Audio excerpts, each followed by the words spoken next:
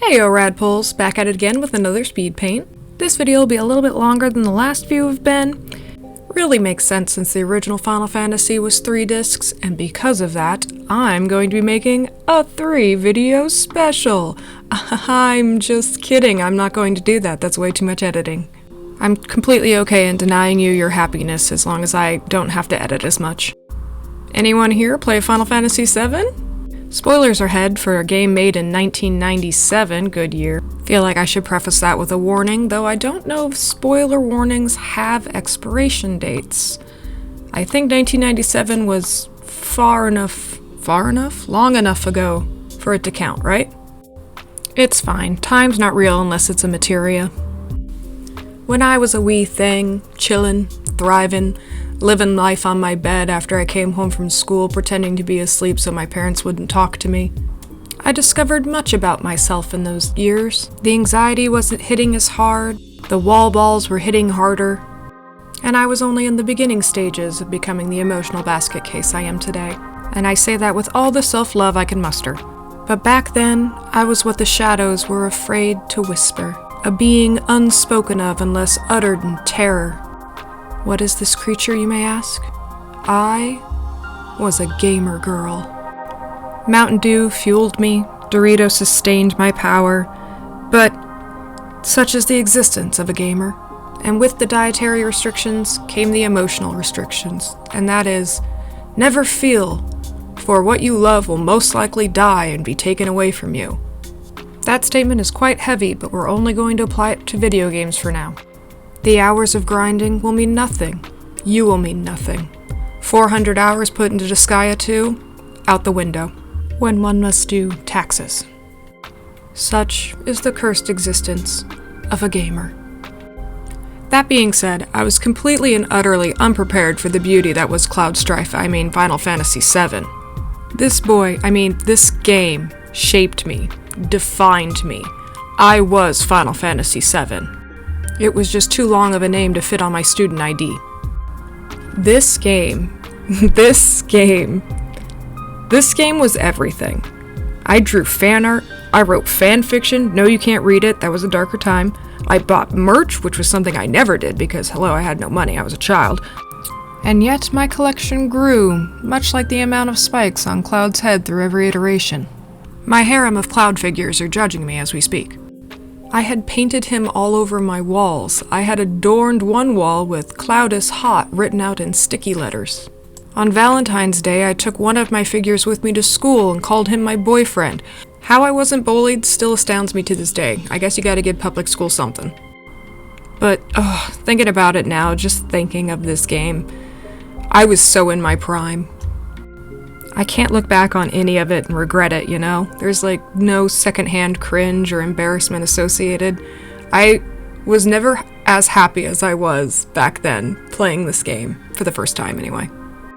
Cloud Strife was strifing so that I may be thriving. Even drawing fan art now, it still amazes me how much of his character has been ingrained in my hand. Drawing his hair is like second nature. It's like first nature. It's like breathing. The years of drawing him in the margins of my school assignments, using him as the prime theme in one of my theses in high school about anti-heroes, spouting my innermost thoughts and lore across the lunchroom table with all of our friends while we played Mao. I kinda miss when my neurodivergence resulted in more hyper-obsessions rather than hyper-anxiety. This game, though. This game. It was everything I didn't know a game could be, you know? As the accursed gamer girl that I was, I had played games up until this game, of course. Game. But no amount of hours sank into Banjo-Kazooie or Kirby and the Crystal Shards or Yoshi Story could prepare me for what a game could actually be. This narrative, these characters, I had no idea what I was in for. When I say this game pushed me to emotions, I mean emotions. I didn't just cry. I bawled. I wasn't just mad. I was angry. For those of you that have played the game before, you can probably pick up on what scenes I'm talking about. But for those of you who have not played the 1997 titular Final Fantasy VII, Aerith dies. Yeah, dies. No Phoenix Down brings this girl back. I want to die with Aerith.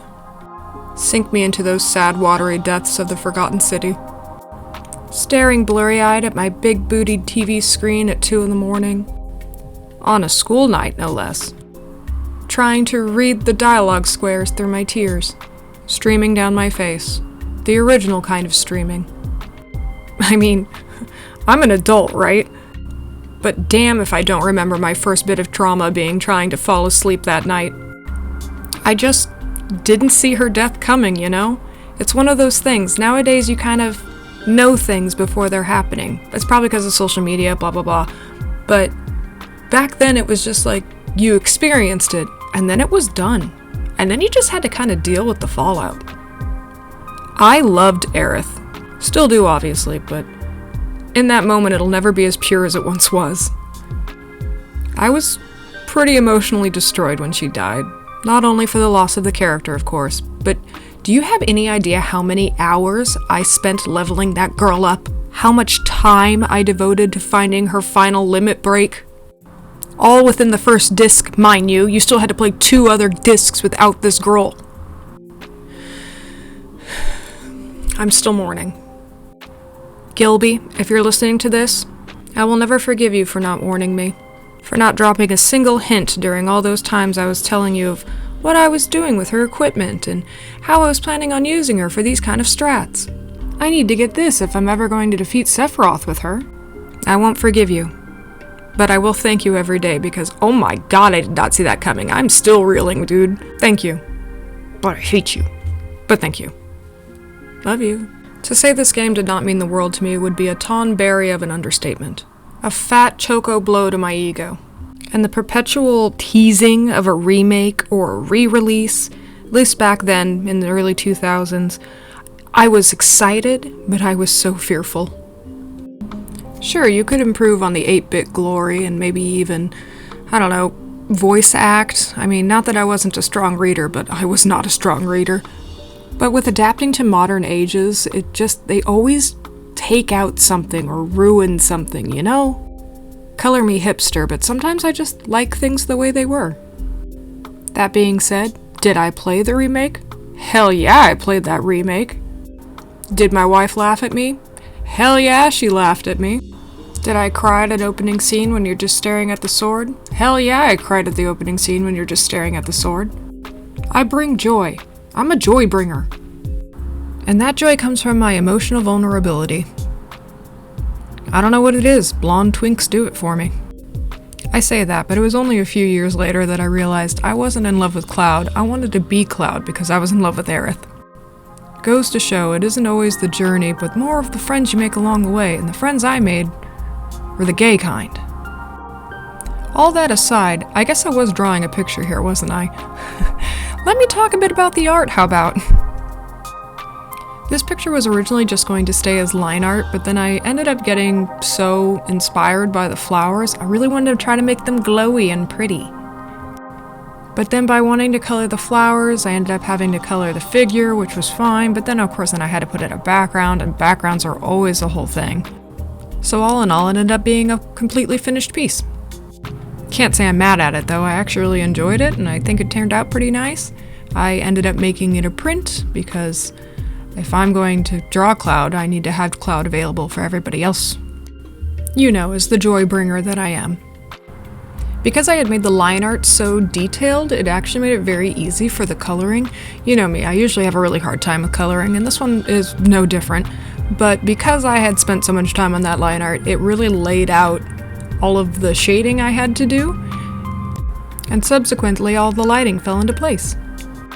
Since the original idea was to have the flowers, I figured that I should put them in the church because that's where the flowers grow. I went for a more artistic depiction of having the flowers growing out of him. You can choose what that means metaphorically. But I still felt like I had to put him in a place that made sense. And I don't know about you, but every blonde boy I've ever met that has flowers growing out of him has to be inside of a weird, destroyed church. Tells you what kind of media I intake. Anyway. Now, I'm used to drawing my boy from the original 1997 version when he's wearing purple and his forearms are the size of his head. But since this one was more after the remake came out, I decided to do his newer outfit, which really only meant more leather and more metal and more of everything really, but at the same time, streamlined.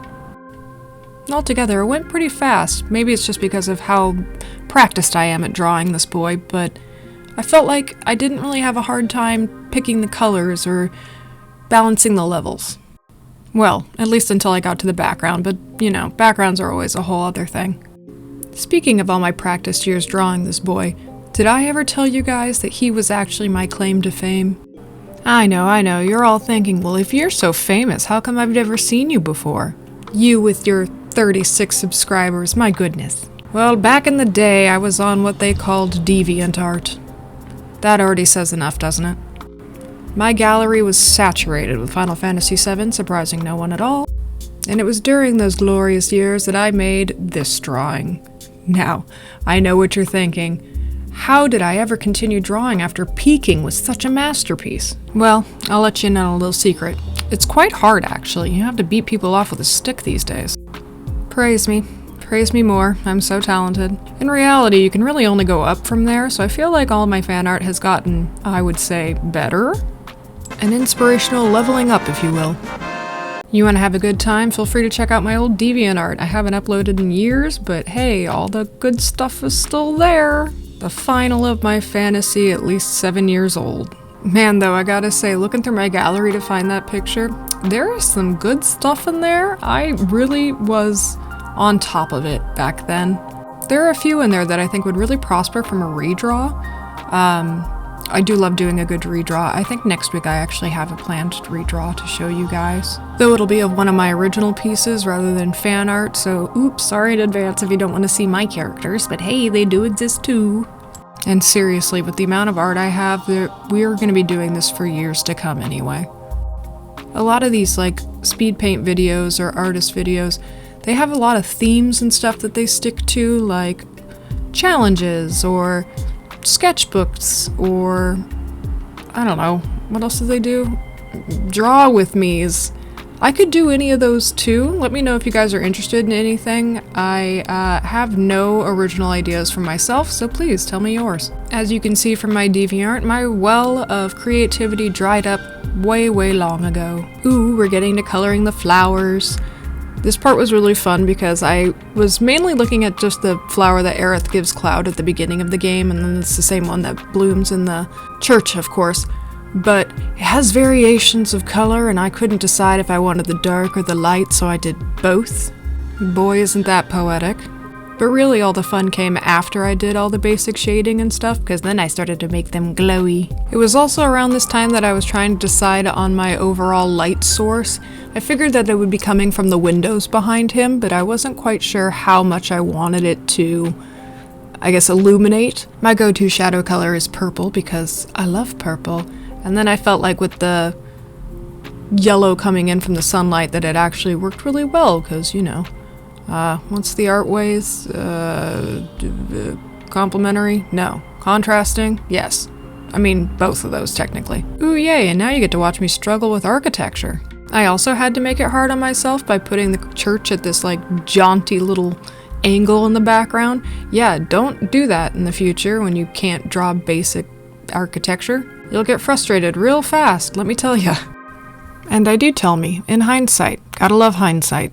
I was trying to model this church after one of the actual screenshots in the remake, but then it kind of got away from me, as they usually do, and I'm honestly pretty happy with how it turned out, but I don't know if I would ever do it again. Well, at least until my next masochism moment strikes and I have to draw another boy in a church.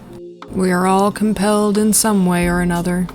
Ooh, look at all that texture. So proud of myself. This is about when I was trying to figure out what brushes did what, and it was really fun to just experiment. I'm still extremely new to Procreate as a whole, so a lot of these are just a learning curve. Trial and error, see what sticks. But as far as a full illustration with lighting and everything, I think I really like how this one turned out. Ooh, yeah, sunbeams, here we go. Now everything's gonna get glowy. I decided to add more flowers around him to really set him in the picture, surroundings, setting. And then I warred with myself on how detailed I actually wanted to make those flowers, because Part of me was like, nah, I don't really want to, and the rest of me was like, oh, but then it's gonna look so unfinished. The eternal debate, story of my life, let me tell you. So you'll see me add a lot of lines, and then blur, and then add more lines, and then blur, because I can't decide if I want them to be extremely focused or not at all. In the end, I settled for a mix and decided the parts I didn't like I covered up with glowy bits. When in doubt, add particle bits. Everything looks better with some dusty particle bits glowing in the air. Or if you watch as many ghost shows as I do, those are clearly the spirits of the dead. Who doesn't love a good paranormal orb? Certainly not me, because here comes more. A few more dead people here or there, a couple more glowy bits, and I totally forgot to color the sword. There's me figuring that out. Gave him a green materia in there because I am a sucker for a good elemental. And with that, we're pretty much done. Thanks to everyone who stuck around through all of this. I really appreciate you. I hope that I didn't bore you with all my Final Fantasy VII lore. Gawking? Loving. We're gonna go with loving. I'll just say all the words. Until next time, thanks everybody. Bye.